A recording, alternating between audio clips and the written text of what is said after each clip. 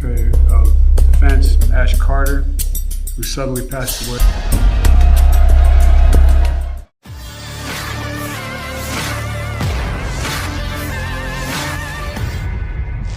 Gedung Putih menuding Korea Utara secara diam-diam mengirimkan peluru artileri dalam jumlah besar ke Rusia untuk mendukung invasi ke Ukraina, Rabu 3 November 2022.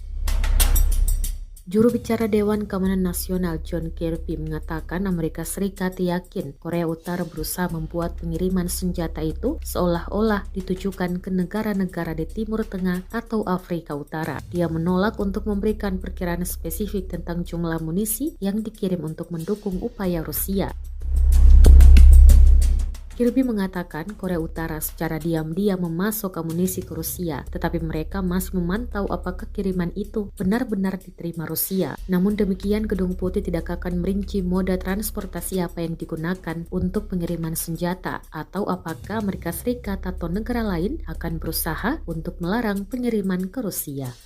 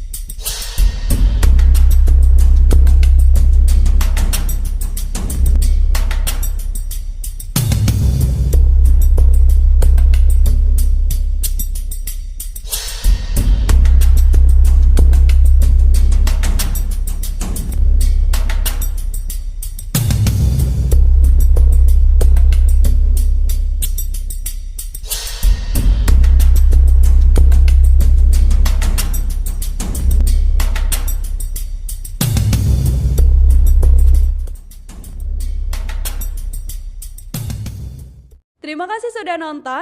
Jangan lupa like, subscribe, dan share ya.